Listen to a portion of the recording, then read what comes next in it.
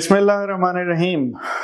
Vitamin E या ये वो विटामिन है जिसको हम लोग इस तरीके से जानते हैं कि ये एंटीऑक्सीडेंट है, ये स्किन को फ्रेश रखता है, ये हमारे जिस्म में जो गैर ज़रूरी मादे हैं ये उनके खिलाफ लड़ता है, जो बात सच है। लेकिन विटामिन ई की कमी भी बाज़ हो जाती है। विटामिन ई हम अपनी ज़ुबान में इसे फैट सॉल्युबल विटामिन कहते हैं और ये तमाम उन अमराज के अंदर डिस्टर्ब हो सकता है जिसके अंदर हमारे हाजमे में कोई ख़राबी आई हो।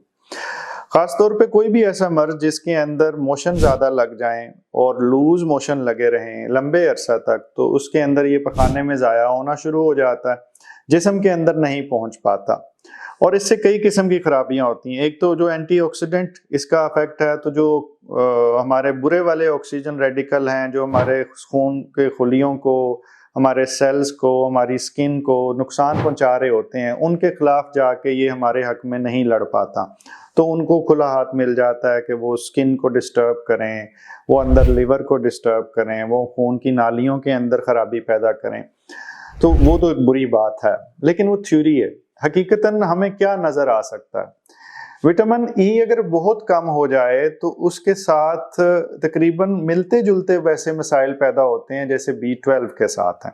अगर आप ज़हनी और जिस्मानी सेहत के बारे में इल्म, नए तरीका इलाज और नई से नई तहकीक के बारे में जानना चाहते हैं तो इस चैनल को सब्सक्राइब करें, बेल आइकन को क्लिक कर दीजिए।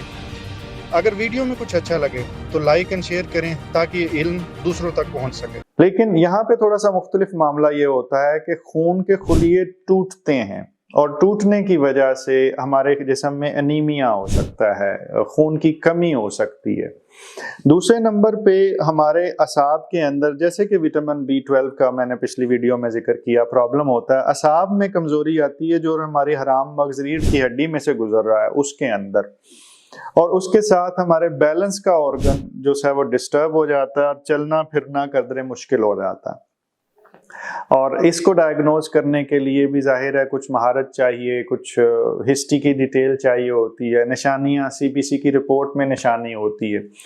CBC की रिपोर्ट के अंदर एक चीज लिखी होती है जिसे MCV कहते हैं, मैं दोबारा दोहरा रहा हूँ, MCV। अगर वो 95 से ऊपर हो या कुछ लैब 100 से ऊपर लिखती हैं तो वो शायद B12 की खराबी है, लेकिन अगर उससे नीचे है और इस तरह की प्रॉब्लम हो तो मुमकिन है कि वो विटामिन ई की कमी हो। लेकिन और भी बहुत सारे अमराज हैं जो इस तरह कर सकते हैं और ये फैसला आपके मुआलिज कर सकता है। इसका इलाज बड़ा आसान है, विटामिन ई को सप्लीमेंट करना होता है और ये चीज़ें सारी बेहतर हो जाती हैं। लेकिन जो विटामिन ई की कमी की वजह है उसको ठीक करना भी बहुत ज़रूरी है। अगर विटामिन ई की कमी की वजह यानी बदहज़मी, मोशन वो अपनी जगह मौजूद हैं, तो जो हम दवाई देंगे भी मुमकिन है वो भी पेशाब के रास्ते वैसे ही निकल जाए या पखाने के रास्ते वैसे ही ज़ाया हो जाए। अल्लाह ताला आपको मुकम्मल ज़िंदगी दे और दूसरों की ज़िंदगी मुकम्मल करने का शर्फ अता करे। शुक्रिया।